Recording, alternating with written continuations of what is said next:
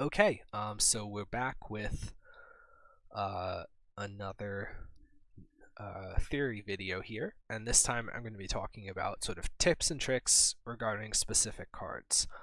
So you may have heard of some of these before, but I'll try and go through them anyway. People might still find them useful. So we're just going to kind of try to work our way through what I'm going to call a fairly stock list here, and talk about individual cards. I mean, one of the first things we can see here is City of Brass. City of Brass is actually kind of almost the poster child of tips and tricks with this deck, because one of the first things you might see mentioned all the time is, hey, City of Brass, when you tap it, it creates a trigger. So even if you're at 1 life, you can tap City of Brass, put the trigger on the stack, and then respond with an Angel's Grace and remain at 1 life. So this is really nice if you have 6 mana in total, but maybe you've already Angel's Graced, so you're at 1 life, and you need to use that mana to combo again. You can go Grace, and then you can play your Naws and not worry about the fact that this is going to deal 1 damage to you at all. This makes City of Brass much better than something like Mana Confluence, because Mana Confluence, it requires you to pay the life. So first of all, you can't Grace in response and use it to play a Grace. And then second of all, if we're already below 0 or at 0 because of a Phyrexian Unlife, Mana Confluence is turned off because we don't have the life to pay, but City of Brass stays on. So City of Brass, tap, hold priority in response to the trigger, play an Angel's Grace, or whatever you want to play. You could play an Adnos. You could play even like a Spoils. Sometimes you might have to get really cute with lines where you like tap a city for a spoil to Spoils for another, to like Spoils for an Angel's Grace. That's something that actually comes up a decent amount, where like if you know you're going to have to Spoils for a Grace and then immediately use it in combat, you should do that in response to your City or Brass trigger being on the stack, so that you essentially have 1 more life to work with for the Spoils. Because if you hit the Angel's Grace at like if you took the damage first, then you'd only get to see 1 less card when looking for that Angel's Grace. Okay, so another kind of possibly useful tip or trick type thing might be Gemstone Mine. And what interesting thing happens with Gemstone Mine? Well, Gemstone Mine has the clause that says sacrifice it if you would use up like the last counter, basically. So remove a counter. If it has no counters on it, sacrifice it. Well, we can make use of this. If we have a fast land in our hand, and we have 3 lands in play, and one of them is Gemstone Mine, if that Gemstone Mine were to run out of counters and sacrifice itself, then that fast land that we have would be able to come into play untapped. So what this means is, if you are in a situation where you need to draw an untapped land, need to draw a mana source, and you have a Gemstone Mine in play, and that Gemstone Mine has multiple counters on it, and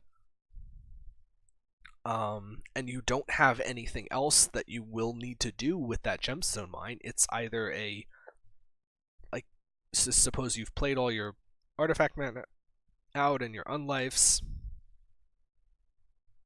and you have enough cantrips to, or you have enough other lands to play any cantrips you draw, and you don't have any other cantrips in your hand to play, anything like this, then it actually might be useful to, like, on your opponent's end step, float a mana with that Gemstone Mine just to take off a counter, so that your fast land can come in untapped. I've done that on a couple of occasions, and it has been relevant on a couple of occasions, I think. So something to keep in mind, that Gemstone, making use of its sacrifice in conjunction with fast lands, might let you play like an untapped fast land as sort of your 4th land. Okay, cool. Other lands, not too many tricks with the basic. I will say, if you're getting Field of Ruined, sometimes, like if you float a mana with the Field of Ruin, if your opponent is not playing the best, sometimes that might give you like the 6th mana you need to combo that turn. So remember, your basic is going to come into play untapped. And actually, I once got an opponent who they Field of Ruined me when I had, I don't know if this was on a video or not, it might have been. They Field of Ruined me when I had 4 mana or 4 lands in play. And I'm sure they're thinking, well, how could I possibly be dead here? You know, he's only got 4 lands. And what was I going to say? And then I pitched a Simian Spirit Guide, floated a mana with the land they were Field of Ruining, got a basic, and then had 6 mana and killed them. So that was really good. Another really interesting thing I did with Field of Ruin, I had an opponent who, what did they do? They,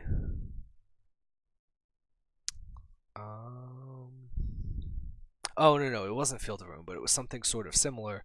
It was Assassin's Trophy. I had an Unlife in play. I cast Ad Nauseam. They responded with an Assassin's Trophy. The Assassin's Trophy gave me an untapped basic land, and then I was able to use that basic land to cast an Angel's Grace in response to my Ad Nauseam now, and combo off anyway, even though they blew up the Unlife. So that was a really cute line that I was really happy with.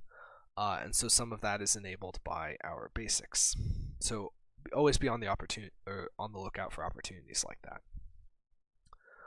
Skylands, I'll talk about Skylands in a little bit in conjunction with spoils.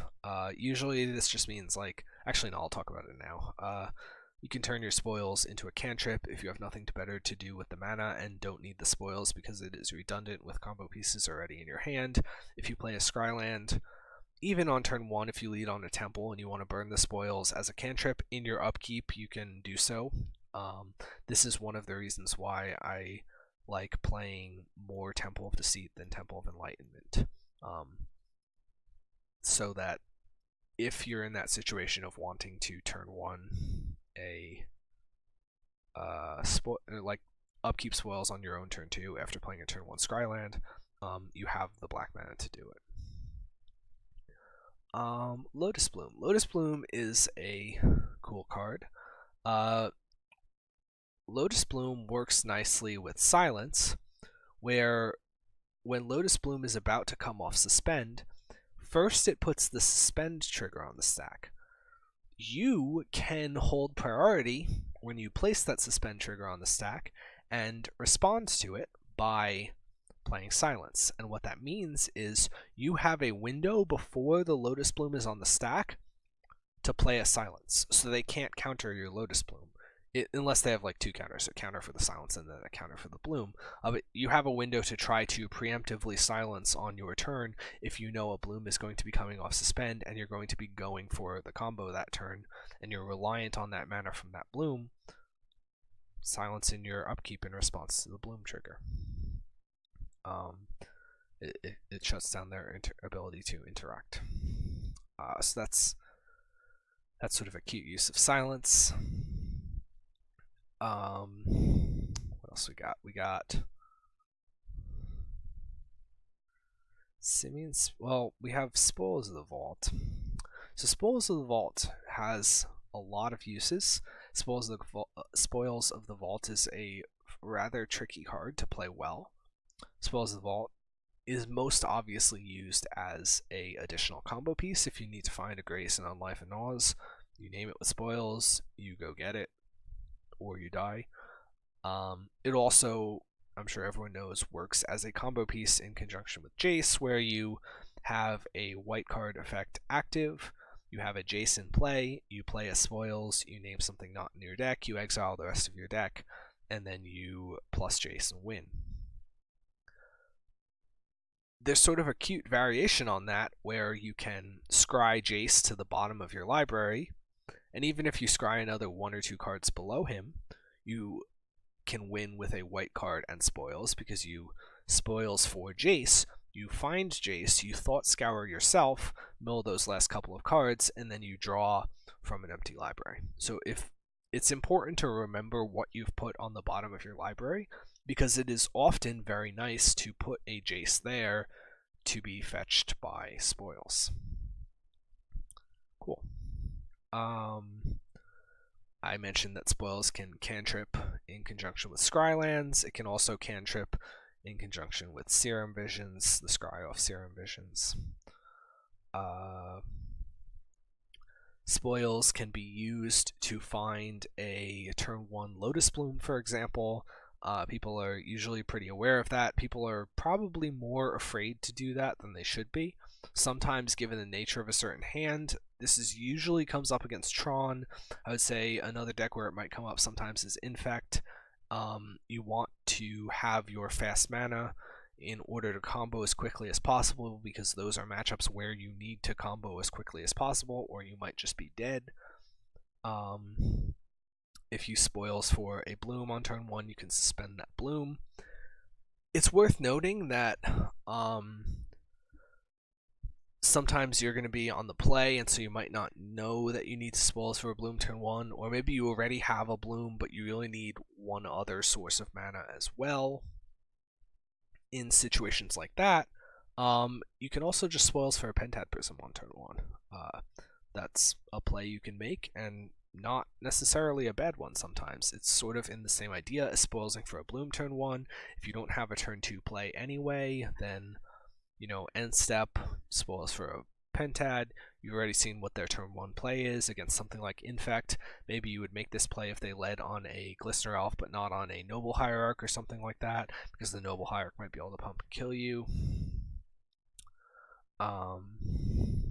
So yeah, remember that we can spoils for a fast mana early if needed. You can spoils for a land or a Simian Spirit Guide in an attempt to guarantee a 6th mana that is needed to go off.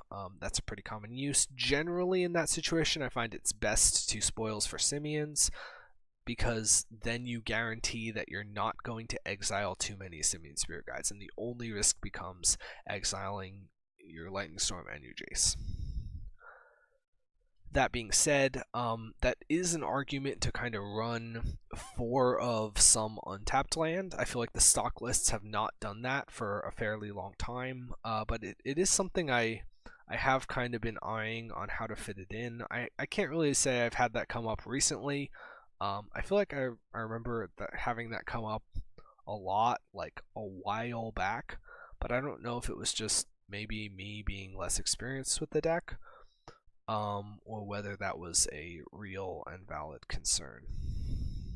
Because I haven't had a situation where I wanted to spoils for a land come up in probably at least 6 months. Probably more though. Okay, so that's not to say I've only been playing this deck 6 months. I've been playing this deck a lot longer than 6 months. Alright, anyway, what was I going to say? So one more use of spoils. If you are about to eat a large chunk of damage that is going to take the rest of your life total, so maybe it's not outright lethal, but you know you're at 15 and you're facing an attack for 11, it might be a good idea to use that spoils for generally a white card, sort of before that attack happens. And then that way, like let's say you have a Grace in hand, but you know you're going to need to burn the Grace to live through the attack, so maybe actually the attack would be lethal. You're going to need to burn the Grace to live through the attack. What you should actually do in situations like that, you should spoils for like another Grace or an Unlife first before you eat the attack, and then play your Grace afterwards. And, you know, there is some chance that you just outright die, but it's better odds than burning your Angel's Grace and then the next turn you're at 1 life and you have this spoils in hand and you need to find another white card. You're doomed in a situation like that, right? So instead of having that white card be in the top card of your deck, if that white card's in the top 10 or 12 or whatever cards, then you might be able to find it with spoils and then still grace and go to 1. So you're kind of taking that life that would have been taken by their attack and putting yourself at like 2 or 3 or whatever with the spoils, but in that situation for you, it doesn't matter whether your life total is 3 or 12 because you're going to have to grace the attack anyway. So that's a situation where you may want to use spoils a little bit unconventionally. Okay, so I think that's a pretty good rundown of things to do with spoils. Again, this is by no means an exhaustive list, and this is not necessarily an exhaustive list of tips and tricks either. I'm just kind of going through here and talking about whatever jumps out at me. I'm sure if you're playing the deck, you're familiar with pentad chaining in order to play your Jace, but every now and then I see mentions of how like Electrodominance might make Jace easier to cast because we have Lotus Bloom. That's a misconception. Jace is... There's only one very specific situation in which Jace is harder to cast than Lab Maniac Serum Visions. When you were going off with Lab Maniac Serum Visions, you had to have 1 extra mana of a non-red color in order to play a Pentad Prism to filter the 2 blue that you needed so that you could play your Lab Maniac and then play the Serum Visions. So it cost you 1 Pentad Prism.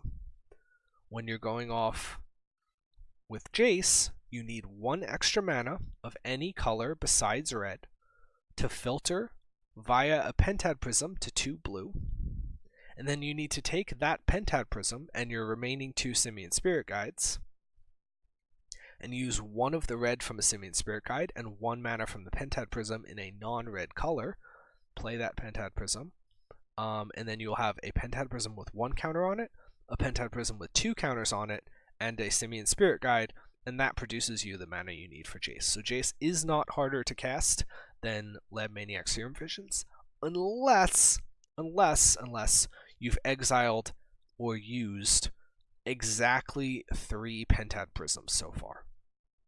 Now that basically never happens, so that one downside is far outweighed by the fact that Jace is better in other circumstances, and specifically is better alongside spoils because you don't also need to have a Serum Visions or something in your hand. Okay, so how about, I guess, Simian Spirit Guide? This is really not so much a tip or a trick as it is like a strategy element. Often it can be correct, especially when facing like a discard deck, something like, I don't know, Shadow. If they're tapped out early, getting in an unlife when you can under counter magic is a very big deal. This is a bit less true against something like blue-white control, where they have removal for the unlife, but it's true against discard, where your unlife might get discarded. It's true against generally discard and counter magic, where something might interact with your unlife if you let it sit there too long. And especially against discard, where having that unlife in play kind of gives you outs to just ripping in Adnals and winning on the spot, rather than sort of having to maintain a 2-card combo in your hand as your hand is getting attacked. So definitely don't be afraid to just like Simian out and unlife on 2 if the situation calls for it. What else? We have... Most of the sideboard cards are pretty self-explanatory. There's situations where you both do or don't want to play out extra ley lines. Generally, you don't against like maybe Liliana, where you might need to keep that extra ley line in your hand as discard fodder. But at the same time, against like black-green decks, when they have trophy, sometimes you do want to play out the extra ley line, so even if they like blow one up, they still can't attack your hand. Engineered explosives, remember that if you are facing a taxing effect with engineered explosives, so like Damping Sphere or Thalia, you can play EE for 1, paying 2 mana of different colors, one of those to be paying for the tax, and then still set the EE on 2. So you can play EE for 1, X is 1, paying 2, put 2 charge counters on it, and like play an E into Thalia and not have it cost more than 2 to play it on 2. Oh, I guess maybe something else with the cantrips. So conventional wisdom with the cantrips says that we should slight first and then serum so that we don't waste the scry from the serum. But if we're looking for one specific card, you can sometimes make a case for serum first and then slight, because if you serum and then slight, you can have so you get 1, 2, 3, 4, 5 looks, and whatever that card is can be in your hand this turn. If you slight then serum, you only get 3 cards that can be in your hand this turn, and the remaining 2 of the scry and the one that you would draw next turn, you have 3 more looks at something for the next turn. But if you need a card immediately, then sometimes it can be better to serum slight than slight serum. And you should always kind of question all of those adages that you might see of like, oh, well, obviously you play your Skyland before serum. I mean, usually that's true, but sometimes there are exceptions, and you need to think about what those exceptions are and realize when they are happening in order to try to be the most flexible and eke out every last percentage point you can get with the deck. I guess just an example there of why you might want to play Skyland after Serum Visions would be if you are facing a discard deck and you, let's say you already have an Unlife out and you only need an Ad Naus at this point, and so then in that case the Ad Naus is actually going to be safer on top of your deck than it would be in your hand, right? So they give you the same number of looks if you're bottoming everything that isn't an Ad Naus, but if you scry serum, that means that if the Ad Naus is in the top 2, it ends up in your hand, whereas if you serum then scry, the Ad Naus only ends up in your hand if it's exactly the top 1 card, and in the remaining 3 scries and draw step, if it's sitting on top of your deck, you win, and then if you scry serum, you only have 2 and then a draw step, so 3 situations instead of 4 where it's sitting on the top of your deck and you win. And you might open yourself up to discard by having that Ad Naus in your hand. Cool. So yeah, especially on the cantripping, question conventional wisdom, think about the situations where it might be better to do things a bit differently, because those situations do exist. Okay, so I think that's going to be it for part 2, like tips and tricks on specific cards. Again, this is not everything, but it's just kind of the first things that jumped out at me when I was going through this list and kind of thinking about the cards. It's definitely possible I've missed something, but I think we'll call this one for here, or for now, and then stay tuned for part 3, where I'll talk about playing through hate.